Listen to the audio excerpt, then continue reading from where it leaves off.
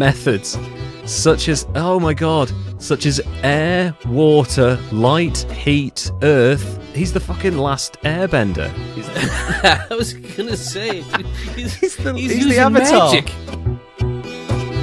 Hello and welcome to episode 6 of History's Greatest Idiots, the show in which we look back on the greatest mistakes in human history and try and examine them and learn from them so that you never make the same mistakes again. But who are we kidding? We're humans. We make mistakes all the time. I'm Lev. Joining me as always is my amazing co-host, the wonderful Derek. Derek, wow, how are you doing? Man, I'm all speechless now.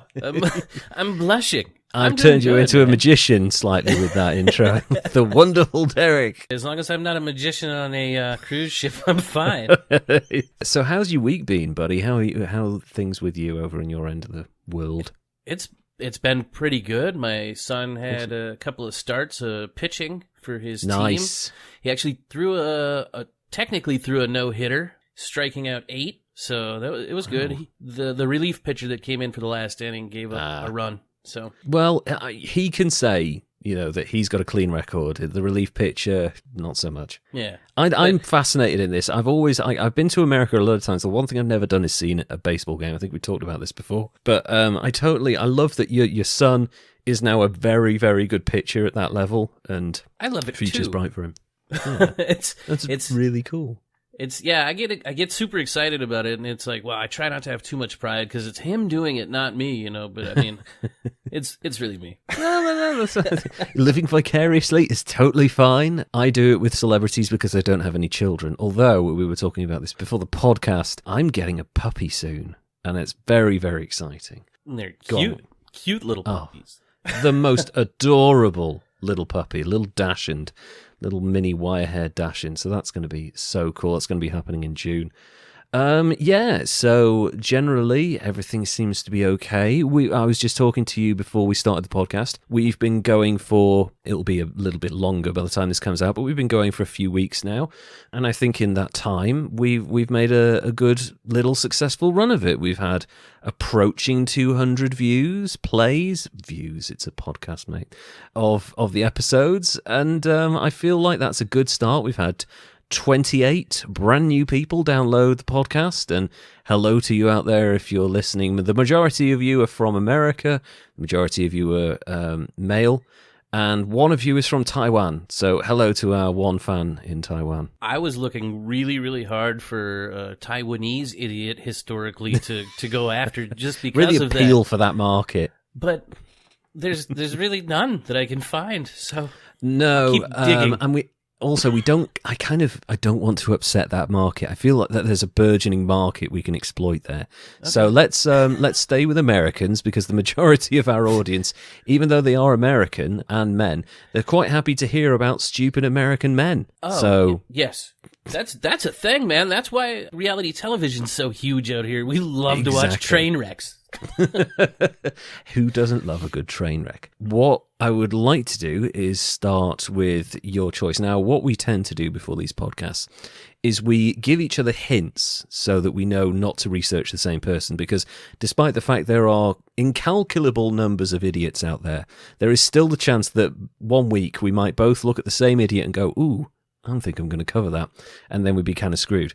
So this week, you let me know that the person is an evangelical preacher, and I am fascinated to know more. So please, Derek, can you tell me more about this week's idiot? So there's probably too many end-time predictions and apocalyptic prophecies that have been doled out over the ages for me to count or list out.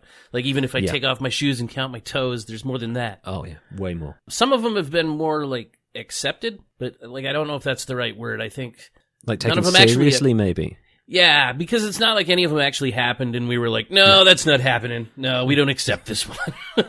But some spread pretty wide. Like the Mayan calendar end times prediction was one that was big. The Y2K one was a good one. Yep, I remember I'm not gonna lie. Both of those. I was a little bit worried about the Y2K one because I was still all excited and hopeful and starry-eyed about starting my life, and I finally was living with this hot chick who's now my wife. Well, there you go. I was like, please, don't let that be my luck. The world ends as soon as I get to start. Yeah, I'm just about to have loads of fun. And it turns out that really the only person that was at risk of that was pretty much any musician whose music is based on synthesizer music. So like Jean-Michel Jarre would have been in real trouble had the Y2K thing actually happened. But other than that, it was just much ado about nothing, to be honest. Yeah, at worst, really, it would have just been a setback. Yeah. I mean, literally, kind of. Now, to give you a hint of this idiot, he is an apocalyptic picker, so to speak. Ooh. So he is an evangelical TV and radio personality. Wow. That, tried to make a prediction for the end of the world. I'm getting a very specific picture. When you say evangelical TV and radio preacher, I immediately get a very specific image in my mind. I'm thinking old, angry white man. Are there any other? Pretty much no. And you're really correct, because he was born in 1921 in Boulder, Colorado, to immigrant parents, and both of his parents were from the Netherlands, but didn't actually meet each other until they were in the United States. But I'm not. Wow, that's really a coincidence. It's like that serendipitous sort of fate type thing, right? Evil serendipity, as it turns out. Maybe he's special, though. Maybe that's what that is. Early on, they moved to California, and that's pretty much where he spent the rest of his life. Okay. In 1942, he graduated from the University of California in Berkeley, which... Oh, wow, okay. Berkeley is a super fantastic city. I don't know if you've been there when you came through America, but it's... I have not, no, but I've heard a lot of nice things, and the University of Berkeley has got a very good reputation, as far as I can tell. So It does, and there's a lot of creative people that come out of there, and when I was working on the railroad, I spent some time. It's got an amazing nightlife and punk scene. And there's a place called Gilman where a lot of the punk people started out, No Effects and people like that. So. Oh wow, No Effects! I've seen them live. I saw them live in Philadelphia. One of the best moments of my life. Honestly, they're so fun live. They are amazing live. And Fat Mike talking about train wrecks. I mean, that's a whole nother story. We interviewed him once when I was doing punk radio. Yeah. I'll tell you about that story later. But. Yeah, absolutely. I want to hear that. So this dude, the old evangelical preacher, not Fat Mike, graduated from Berkeley in 1942 with a Bachelor of Science in Civil Engineering. Oh, wow. Which you'd think would make him pretty smart. Yeah. Pretty well-rounded, maybe good at math. Absolutely, yeah. That's a big thing to be able to boast about, really, that kind of degree. Being good at math and engineering it'll be important later. Well, yeah, also, it should be incredibly useful, but he ended up being an evangelical preacher, so I'm thinking there's a shift coming. But not so much a preacher as a personality, but in 1958, he began his tenure in radio broadcasting, and not just radio broadcasting, but as you said, evangelical Christian radio broadcasting. Right. Not that there's anything wrong with that. I'm not picking on him because he's religious, just because he tried to predict the end of the world. No, again, we don't want to be too harsh on anyone or any given group here. But unfortunately, a lot of the times when you see extremes in any situation, it does bring out the worst in people, and some people are drawn to that because they are extremes, and that does happen. So evangelical preachers have got a bit of a history for producing controversial figures, and it sounds like this guy's one of them. They're charismatic, to say the least, though. Yes. So he predicted the end of the world unsuccessfully, not once, but 5 times. 5 times? Holy shit. A few of them... Who was still listening after the first 3?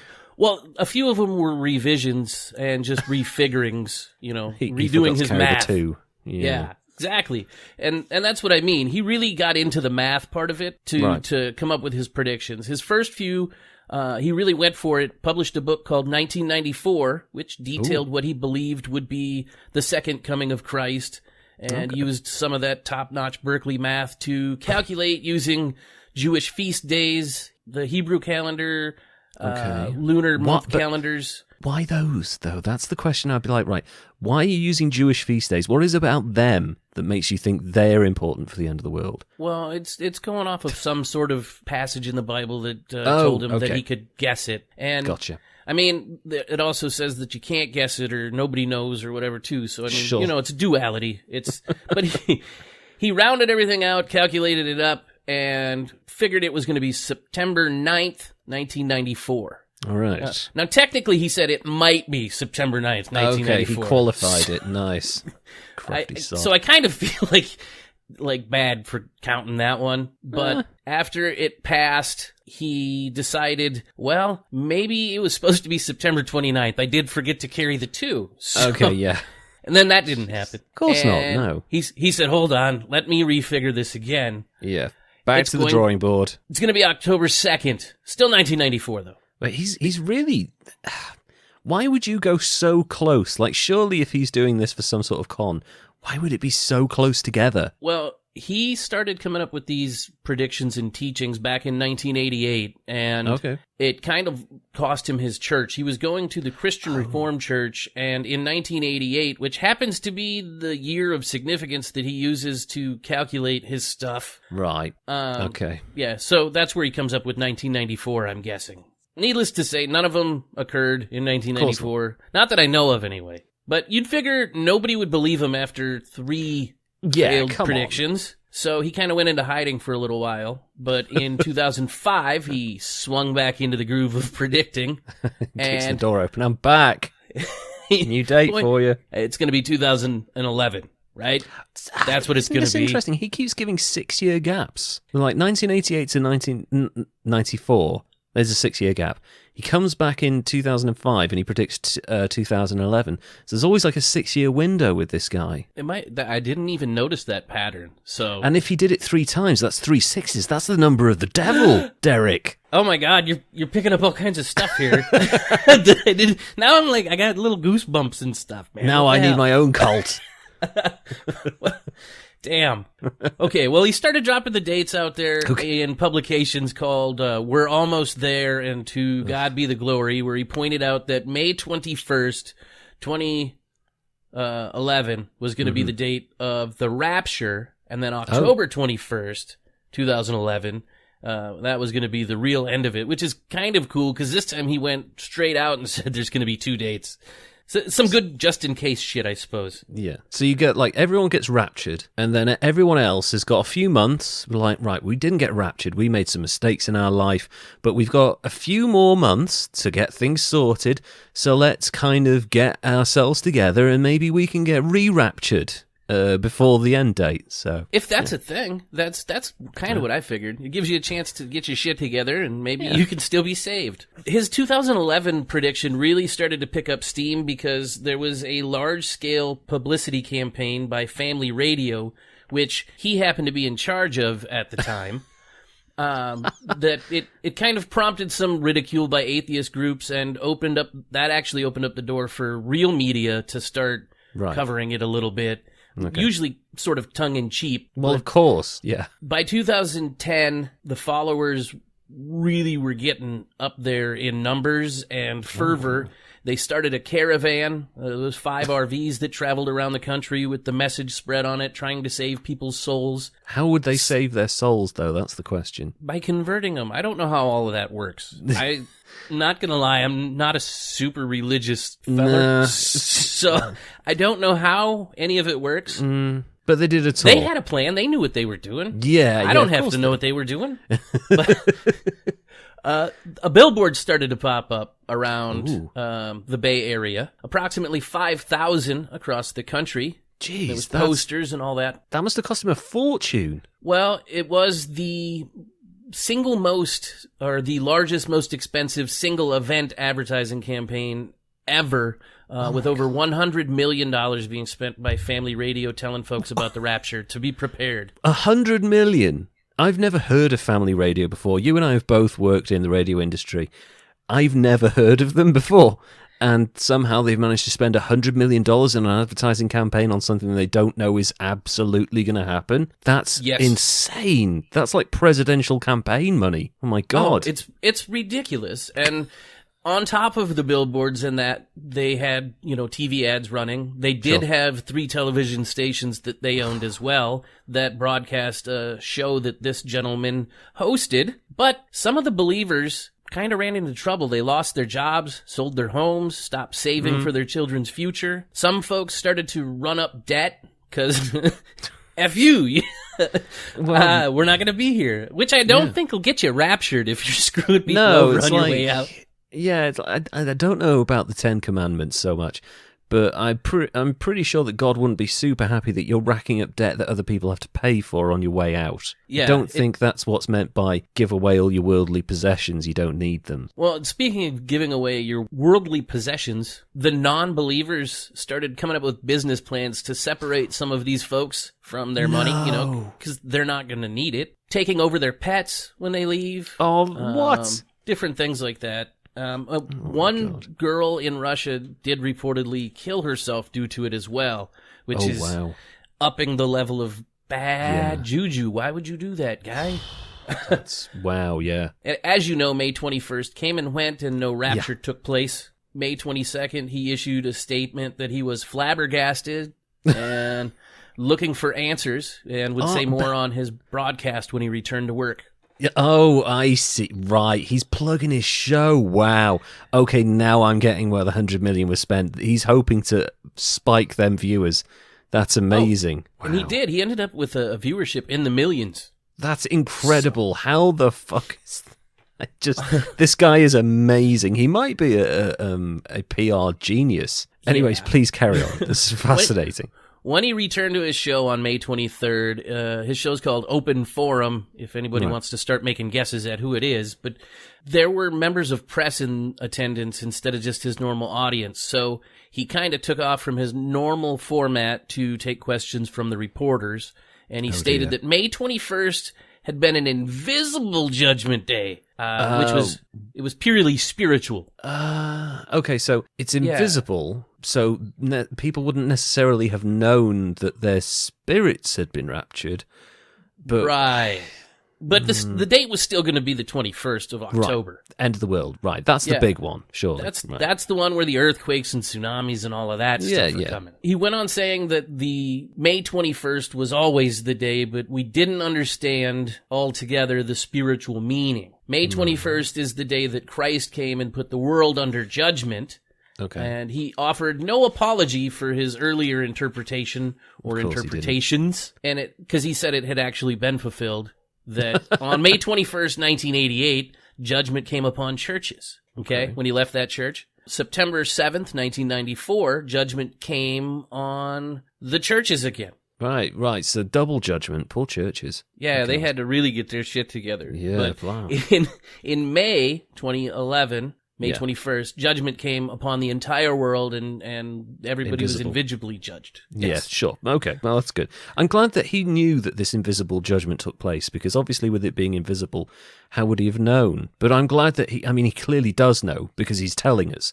So exactly. I feel good about that now. Yeah, that's good. And he decided at that time that the publicity campaign could stop and all the billboards could come down, because God wasn't judging anymore. He had already judged. So there'd be no point to continue, with the spending of billions or hundreds of millions of dollars on that. Exactly. And he said, as far as donations go, they would not be returned because we're not at the end yet. Why would we return it? That's a direct quote. There's a number of flaws in that logic, but let's let him carry on and keep digging his own grave. He continued to predict October 21st, 2011 as the end of the world, but modified the predictions with words like maybe and probably rather than possibly complete certainty. RSVP just in case.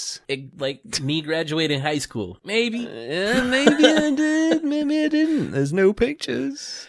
So he kept a pretty low profile as the date approached and refused to talk to the media. No statement was issued by Family Radio or the Doomsday lottery player himself on October 21st when it didn't happen. Didn't come out on the 22nd either. And right about then... raptured. Yeah. Well, some mocking billboards decided to start popping up around the Bay Area that says things like, fool me once, still here. Yeah. And my favorite one, every day is Judgment Day, use yours, use reason. That's when the media reports started coming out that he had been wrong again. Time Magazine added his predictions to the top 10 failed predictions list. And Time are such trolls, honestly. But they're really good for putting things into lists for me to use later, they are. I love them. It wasn't until March 2012 that he admitted that his predictions were in error, and then an on error December in what, 15th... though? Judgment, calculations, mental he wasn't gonna stability. say that. It was obviously just calculations. That way he can Of leave it open course. for a 2-week continued. Yeah. On December 15th, 2013, his days of predicting came to an end because he passed away due to complications from a fall at home 2 weeks earlier, because he was getting pretty old at the time. Yeah, I was going to say. Despite the predictions being total failures and bordering on complete insanity and some crazy-ass math, they continued to play his show on family radio all the way up until October of 2018. Wow. And I'm not sure if it's intentional or not that they ended it in October with, the end being in October, but it was the 8th. So even if I wanted to say you got it right, they kind of took that away too. No, let's fuck this guy. Take his show off the air early. It's exactly. Well, was it another 6 years? That's a 7. long time. Damn. Yeah. I thought your 6-year thing was going to we're translate so to that close. too. See, they added another year just to take that 6 out of it. But that ends the saga of what I think might be one of history's greatest idiots today. Oh, yeah. The one, Mr. Harold Camping, civil engineer turned evangelistic doomsday prophet or false prophet, if you're into that sort of thing. Multiple time false prophet. That's a fascinating story. I think I've actually heard that name before. He was actually a big deal. And yeah. I mean, there's been some people that have done some little documentary things on him as well. I think it's the Internet Historian, I think, did one on him. Oh, I love that guy. I love the Internet Historian. He's amazing. He's hilarious. He is hilarious. I got turned on to him because of Costa Concordia. There you go. He did that one. Yeah, such amazing animations. Dude, it's so funny. So funny. So yeah, our friend here, Mr. Camping, Father Camping, Pastor Camping. He was actually never ordained. Oh, so okay. So just Mr. Harold Camping. Just a man shouting religious stuff. Okay. Mr. Camping is, and this is the thing, there was a few years ago, decades ago now, there was a case involving a very extreme right-wing commentator in the UK. And I think it was a journalist who kind of called him out for being extreme right-wing, and this guy was a Holocaust denier. Okay, So, yeah, exactly. Now, the way civil actions work in the UK are very weird. If someone brings a case against you, the burden is on you, not them, the person that brings the case. It's really stupid. But anyway, the judge towards the end of the case, because the guy was fervent in his assertion that the Holocaust did not happen, that it was just a complete fabrication, the judge came up with a point which nearly scuppered the case. Thank God it didn't, because the guy was found guilty and ended up losing hundreds of thousands of pounds, thankfully. The judge made the point, if he genuinely believes this, does that mean that he's in a way right? Because all he has to do is prove it to himself. And at that point, the attorneys for the journalist were like, oh God, is the judge really considering that as an option? Thankfully, he didn't. He was like, no right-minded person should be out here saying that the Holocaust didn't happen. I'm thinking with this guy, and it's a thing with motivation of idiots. A lot of them genuinely believe what they're doing is right. We talked about the guy who essentially killed the planet. Like, he genuinely thought he was making amazing strides. And the captain of the Costa Concordia, he was just like, I am a Lothario. I can sail a ship close to shore and nothing bad will happen. Like, they genuinely believe their skill or their ability is obviously far greater than it ends up being. And that's the thing. It's like, where do you draw the line of idiocy? Like, if someone's doing it deliberately and they're like trying to fool everyone, that's a different story. But these people think they are the absolute thing they claim to be when everyone else knows they aren't. And I think that's a true idiot. With this guy, Mr. Camping, which, by the way, awesome name. He is a fascinating case study because he is a quintessential idiot. He has no qualifications for what he's doing in calculating. Right. He keeps getting it wrong. But the thing is, in a way, he is a slightly successful idiot because he managed to convince people to give away their worldly possessions and rack up debt, even though he'd been wrong multiple times before. That kind of says a lot for the charisma that can be used in bad ways. I'm going to say, with the score of this guy, I'm going to say 72. It might have been a little bit lower had one person not committed suicide. Like, that's awful. He is responsible for a death at that point. And possibly, God knows how much debt that have been racked up and ruined people's lives who obviously haven't been invisibly raptured. But it was... I'll take 72, though. That's 72. I think he could have been a far bigger idiot had he done some sort of cult thing where he's like, the end of the world is definitely happening here. We should all get together and drink the Kool-Aid, literally. Yep. That would have made it far worse. And I think, who the majority of people who are familiar with history will know who we're talking about with that one. I can think of two. I can think of, there's a few.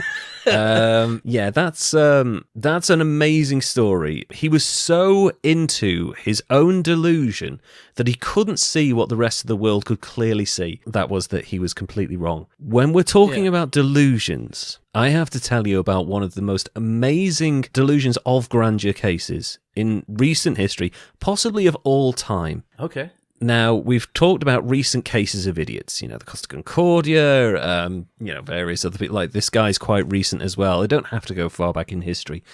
This is probably the most recent, because at this stage, the person I'm about to describe to you hasn't even been sentenced yet. Okay. He's still only 23 years old, which is incredible when you think about it. Oh, do you think you know who it is? Okay. I might. Okay. I've been waiting to do this one for a while. It's a fascinating case, and I just want to point out that this young man still has a lot of life to live, and hopefully he can turn his life around, because the story of Malachi Love Robinson is one of the most incredible idiot stories you will ever hear in your life. I'm not short-selling it. You wait until you hear this. Okay, well, I'm kind of scared. I'm scared of people named Malachi. I don't know. I know, it's such an Old Testament name. You feel like you're going to get smited or smoked or whatever it is. So yeah, I think they got horror movies about that name somewhere. Yeah, big time. Like, that is a horror movie character name right there, Malachi. Like, there's something quite menacing about it. Anyway, Malachi Love Robinson first rose to prominence on January the 13th, 2015, when he was escorted off the premises of St. Mary's Medical Center in West Palm Beach, Florida, for impersonating medical personnel. Here comes the first eyebrow-raising part of his story. He was discovered in the OBGYN office, dressed in a white lab coat, and was equipped with a stethoscope and a face mask. First thoughts when you hear that he's lingering around the OBGYN office. What a dirty little bastard. Yeah, first thing I thought as well. And this is where it gets really interesting. Despite being just 17 at the time, Love Robinson... Wow. I know. It's so amazing. Love Robinson asserted that he had been a doctor for years, and later claimed that he had merely been requested to shadow physicians, and that the situation had been blown out of all proportion by the security staff. So yeah, this dude was over here playing Doogie Howser OBGYN. Yeah, but that's the thing. He's 17. He's like, no, I've been a doctor for years. Look, you are 17.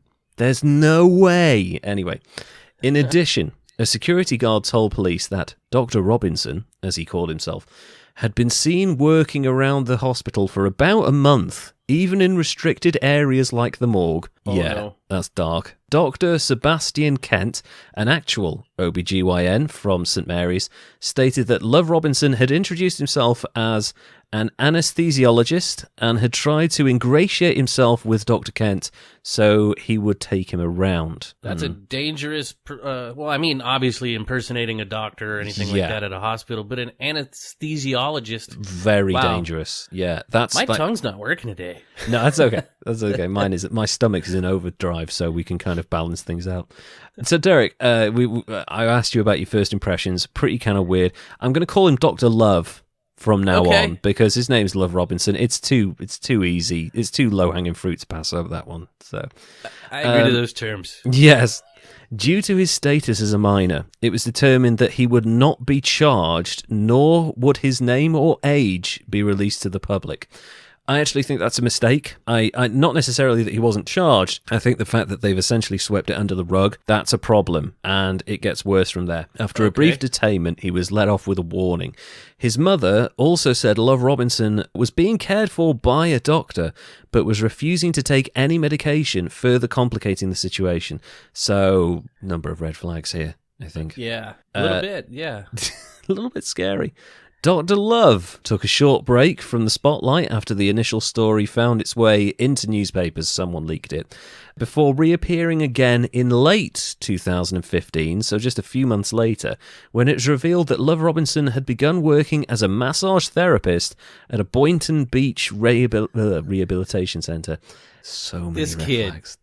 This little bastard. This is the horniest little dude. It's like a lot of this is sold as like medical. Oh, he's just pretending to be a doctor. Like he's pretending to be very specific doctors to get access to patients' very intimate details and like physical stuff.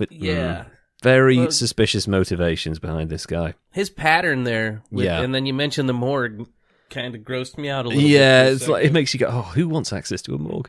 Anyway, so we are at the Boynton Beach Rehabilitation Centre. The job continued for several months until the Florida Department of Health received an anonymous tip-off regarding his unlicensed, untrained status. On December the 2nd, Love Robinson received a cease and desist letter. Now, at this point, he's gotten away with it twice. What he really needed the second time was an actual punishment. I'm not saying prison, but, something that would have, stressed to him that what he was doing was not okay, and he needed to change his ways, because he's 17. They gave him a letter. Yeah, send him to therapy. Court-mandated therapy. It's the best thing they could have done for him. None of that happened. And it looks like he's kind of running rings around his parents as well, which is the worrying part. They seem to have no control over his behavior at this point. And he's still only 17, and he's already been in trouble twice, very serious trouble. But anyway, none of that happened, and it's about to get worse for Dr. Love and the world around him. Dr. Love. Mr. Love. He's not an actual doctor. In January 2016, Love Robinson opened the New Birth, New Life Holistic Alternative Medical Center and Urgent Care in an office block at 4700 North Congress Avenue in West Palm Beach, Florida. The office block also housed several legitimate and well-established small medical practices. He's opened his own facility after just a few months of his second slap on the wrist. He's number one. He's a go-getter because I've tried to start a business before and I never got to the point of opening. No, he opened a practice at 17. In a strip mall wow, but holistic and new birth life. What was that? Okay, so there's going to be a section in a minute where he describes himself, and it's going to be much longer than this. But the name of the facility, or the place, because it's inside a facility, is the New Birth, New Life Holistic Alternative Medical Center. And you think that'd be enough, but then he tags on at the end, and urgent care. So you've got gunshot victims showing up. It's can you help me? He's well, I can spread some sage around, I guess. I don't know. What am I going to do? Sprinkle some sage on it. Yeah. It gets more interesting. Love Robinson hired 2 employees, an operations director and a programs director. It's he's the doctor, and he's surrounded himself with other directors. I kind of feel like you need staff before you can have directors, really. I feel like this could only happen in Florida. Yeah, this is a proper Florida story, isn't it? Let's be honest. So, to increase his legitimacy, Love Robinson created an NBNL website. I have no idea what that is. A Facebook page, and established an account for himself on the doctor rating website, healthgrades.org, where he described himself as, now I'm going to need to take a big breath, because this is a fucking mouthful and a half, this one. This is his description of himself. A well-rounded professional that treats and cares for patients using a system of practice that bases treatment of physiological functions and abnormal conditions on natural laws governing the human body. I mean, my bullshit sense is tingling big time right now. This is the big... Oh, man, I'm buying in. What are you talking about? Okay. He's eloquent. It gets even more eloquent. Utilizing physiological, psychological, and mechanical is an odd choice. Open the hood. Let's see what we're working with here. Methods such as air, water, light, heat, earth. He's the fucking last airbender. I was gonna say, dude, he's using the avatar. magic. And what do you mean earth? Are you just going to throw dirt at people or something? What are you doing with that? Maybe he took that literally. Just rub some Maybe. dirt on it. You'll be all right. It's just it'll be fine. The worms are good. Phototherapy, food and herb therapy. So eating, basically. No, hold on a second. Phototherapy. I guarantee he was like, "Hey, I'm Take your also a top off." photographer, girl. You could be a model." Definitely, that is right up this guy's alley. So, food and herb therapy, psychotherapy, electrotherapy, physiotherapy, minor and orifical surgery, mechanotherapy, naturopathic corrections and manipulation, which is a big thing for him, and natural methods or modalities. Sounds like something from Mortal Kombat. Modality. Mortality. Finish him. Oh my god, and I'm still not finished. Together with natural medicines, natural processed foods. It's kind of a bit of an oxymoron, that. Yeah. And herbs, again with the fucking herbs. He's basically running an all-you-can-eat medical centre at this point. And nature's remedies. So more natural stuff. So that's how he describes himself. It's basically every medical procedure and practice you can ever think of in one description. So not only does he have delusions of grandeur, he doesn't understand the importance of brevity because, fuck me, that was hard to read. He also listed his age as 25. So that's still young for a that's doctor. still young. And also a specialist in all of these areas. He should be like 55 at this point. Yeah. And this is the best part. He also claimed to be a minister. So it's like, hold on. You're 25. You're a doctor of all these things, and you're a minister. I call bullshit. Anyone who heard that should have been like, there is no fucking way, child, that you are all these things. Right? Oh my God. In addition, I thought I did a lot of shit. I know. Like everyone, like when I say to people, oh, I do this, I do that, I've got all these jobs. Love Robinson's like, nah, fuck that. I've got all of these titles. In addition, Love Robinson created a fake diploma from the University of Arizona, which he shared on his Facebook page. He is just amazing. This guy is a goldmine of utter insanity. Dude, he went for it. He went full force with this. Bull in a china shop of bullshit. It's amazing.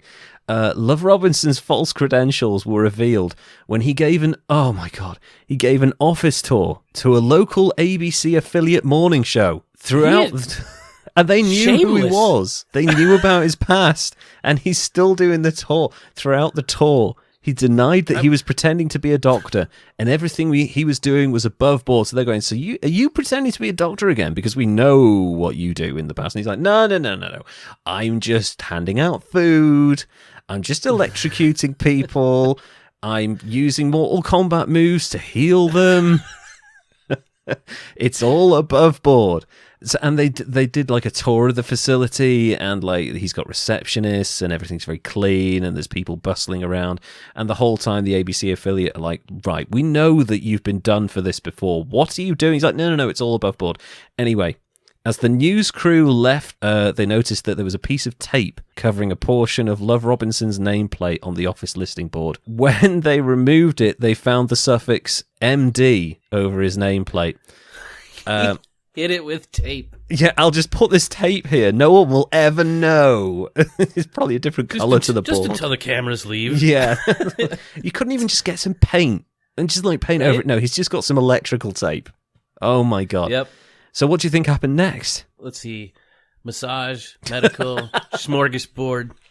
I don't think I can even figure where this guy's going next. Well, he was arrested, thank Christ. Good. Dr. Malachi Love Robinson was arrested in February 2016 for falsifying his medical license and misleading patients after a police sting operation caught him violating Florida law. Like there's any fucking law in Florida. How much of a sting would you have to do on that? You I walk know. in and be like, hey, are the you ABC 17 and crew pretend- found it in like 30 seconds. Come on. Is there an MD under your taped name over there? Are you pretending to be a doctor again? That's not tape. You're seeing things. The sting was conducted after a citation from the Department of Health for practicing medicine without a license in October 2015 failed. An undercover agent went to Love Robinson's office and arrested him after receiving a physical exam and medical advice. He was like, I've got an owie. Like, oh, you should put some Neosporin on that. Right, you're under arrest. That's all it takes. Yeah, I'm watching the Dateline guy come out right now. Oh my God, yeah. Chris Hansen's there. Why don't you take a seat? No. Don't tell me about the tape. Even after his arrest, Robinson remained defiant. He made national headlines by willingly appearing on Good Morning America and the Today Show to defend himself. Dude, just shut the fuck up and go away. That's the only way you're getting out of this. Don't go on the biggest fucking morning show in the world and tell everyone how you're innocent. Innocent. In addition to fraud charges, Lev Robinson was accused of cashing an 86-year-old woman's checks after she was taken to the hospital. This is really dark. After finding him during an online search for doctors using natural therapies, Lev Robinson made several house visits to treat her severe intestinal pain. During one visit, she became so ill that Lev Robinson called for an ambulance and convinced her to leave her purse at the house. Lev Robinson would later use her checks and make payments for his car loans and credit cards. Dark. Good grief. Massive prick, this guy. Thief on top of his doctor's salary. Yeah. It's like the doctor thing, you're like, okay, this guy really thinks he's a doctor, but then you hear that, you're like, oh, he's after money. Okay, he's just one of those guys. On January 4th, 2018, Malachi Lev Robinson pled guilty to 14 criminal charges and was sentenced to 3.5 years behind bars, with credit for the 16 months he'd already served. He was not considered for release on probation and was told that he had to repay his victims $80,000 after his release. The punishment was considered light, given the quantity and severity of the crimes he committed. If tried and convicted, he would have faced potentially up to 90 years in prison for that shit. Yeah, well, I was going to say, light's an understatement in this case, I think. And he's already served 16 months, so he gets credit for that. So that's like, you know, a fair chunk off that sentence already. Now, obviously, he's not going to be considered for probation, but still, that's not a long time. Anyway, after being arraigned on medical fraud charges and released on $26,000 bail, Lev Robinson was arrested in Stafford County, VA. VA is Virginia? Virginia, yes. He was accused of using his 73-year-old godmother's personal information without permission to buy a $35,000 Jaguar. Yeah. Without permission? Without permission. Can I buy this Jaguar? No. Okay, that's the end of it. I'm going to take your cards now. It's this guy. He's even stealing from his godmother. He pleaded guilty to one count of false statement to obtain credit and a forgery-type charge, serving 1 year in jail before returning to Florida to be tried for practicing without a license. So Virginia, jail, Florida, prison. And well, at least Virginia got right to it. Exactly. They weren't fucking around like Florida. It's like, oh, he's a scamp. Let him go on his way. Dennis the Menace over here, honestly. Boys will be boys. It's such bullshit, honestly. How did he get away with it? Anyway, it's about to get even more dark, okay? So that should have been the end of his story. But then last year rolled around and he got out of prison. After his release, he used a fake name, Alex Robinson, to obtain a job with a broker company that connected customers or shippers with transport companies. So they act as like a kind of a middleman and they take a cut and, you know, capitalism at work, basically, you know. That's my day job. Yeah, that's pretty cool. I've been in that industry for a minute. Oh, you're about to hear some interesting stories then. First of all, I think that's really good. I mean, okay, he's faked his name to get the job, but he's got himself a decent job that he can do without needing to be qualified. You know, he's... Right. Yeah. The door has opened for him, the next stage of his life. Good spot for a con man, too. Well, Lev Robinson earned a decent commission for handling the transactions and would probably have gone on to have a successful career had he not told 5 customers to pay him directly. Yeah. He stole $10,130 from his employers mere months after his release from prison the last time. He had the money routed to him in 2 ways. 4 customers paid him through PayPal and Venmo. I was like, come on, dude, try harder than that. So the funds went to his personal checking account. The other customer, this is where it gets really interesting. The other customer he scammed paid $2,675 to a business called National Logistics Division LLC, which was linked to Lev Robinson's name and home address. He had created the company 2 months after his release from prison. He set up an He LLC. set it up. That is Damn. amazing. Before going to the authorities, his boss tried to handle the matter privately. He showed an investigator several text messages from an apologetic Love Robinson, including a promise to return the money and make it right. His boss never did get the money back, and police decided to file charges in November of 2020. He's currently out on bond awaiting trial. A criminology professor who was approached by the Tampa Bay Times, who I can't remember the name of the article, but they've done a fantastic retrospective on this guy. I've had to go to a number of sources to get all this information, but the Tampa Bay Times did a good chunk of it for me. They reviewed Love Robinson's career, and they asked this criminology professor what he thought of Love Robinson, and he said that, in his opinion, Love Robinson was probably a psychopath, but was also one of the most incompetent criminals he'd ever heard of. I mean, the sad thing is, this guy is clearly motivated and talented on some level. You know, he just can't help himself. He's 23, but he had the ability to set up an LLC almost immediately after getting out of prison. That's not easy. He set up all these companies. This guy kind of makes me feel bad about myself for having failed in businesses and well, he is a only psychopath, ever so setting up an don't feel LLC too bad. once. Okay. I mean, he honestly, he had that going for him at least, or has. Yeah. I imagine when he gets out. Exactly. And the thing is as well, with all of this, and I'm not the first person to cover it, there is a YouTube series called Weekly Weird News. I think I can't remember the name of the actual channel, but yeah, Ricky and Shane cover it, and they're two fantastic guys. I've kind of spoken to them before, but they've covered his career in depth, and they've chronicled his career. And actually, when you look at the whole sequence of his life up to this point, there's a movie in there. Right? This is a Netflix movie opportunity if I've ever seen one. Because as much as things like Polka King and stuff kind of highlight con men, there has to be an element of likability. And like, I don't like what he's done. Stealing money from your godmother and this poor old woman that he sent to the hospital and conning God knows how many people, and also some really dodgy behavior. I kind of... Yeah. I don't hate the guy at all, and I do hope he gets his life back on track, because to be that young, hopefully he sees the error of his ways, but he might be looking at 20 years in prison. He could, if he's not, he could really do some great things. Absolutely. I mean, obviously, he's got some talent there. Kind of reminds me, now that you mentioned the movie thing, that Catch Me If You Can with Leonardo DiCaprio. Absolutely. And Tom Hanks. With, what was his name? Similar. Frank Abagnale. Yeah. Abagnale Jr. Yes. There we go. Yes. Fascinating life, and in the movie, he's incredibly likable, even though in real life he probably did an awful lot of damage. Right. And some of those people will never forgive him. But I feel like this is an interesting enough story for there to be a film, and for the arc of the film to be that you kind of want something good to happen for this guy at the end. He's only 23. He's still incredibly young. And actually, if anything, he could be helping, like Abagnale Jr. did. He could help local authorities to spot con men and to find them out, because he's come up with multiple different cons. Granted, he's completely incompetent, because they always fail. Oh, yeah.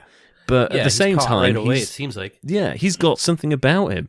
So I have to ask you about Malachi Love Robinson. I've wanted to cover that for so long. What do you make of his story and him in general as an idiot? Okay, he's fascinating. Yeah, and like, in a little, I guess maybe it makes me a bad person a little bit, but I almost kind of admire some of the stuff that he did. He's got gumption in spades. Oh, yeah.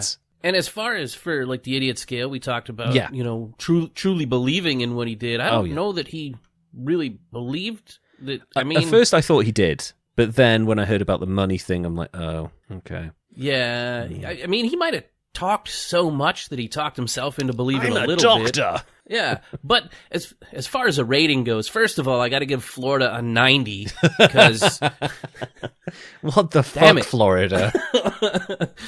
I'm gonna put him about 62. Sure, I think. Yeah, I get that, because there's elements there where you're like, oh, I really hope this doesn't go the way it looks like it's going to go. And he's really got the opportunity to learn from his mistakes himself. Absolutely. The guy is still awaiting sentencing. You know, he's so young. And yes, he could be looking at a significant amount of prison time because it's, it's another offense and they just tack on more time and all that. But at the same time, there is an element of hope there. And that's kind of the point of this podcast is this is someone who needed guidance, and he needed an element of punishment early on to stop him going off the rails, and he didn't get that. He's this impressionable kid who thought he could get away with being a doctor and conning people out of money and stuff, and nobody said, look, if you go down this path, you're fucked.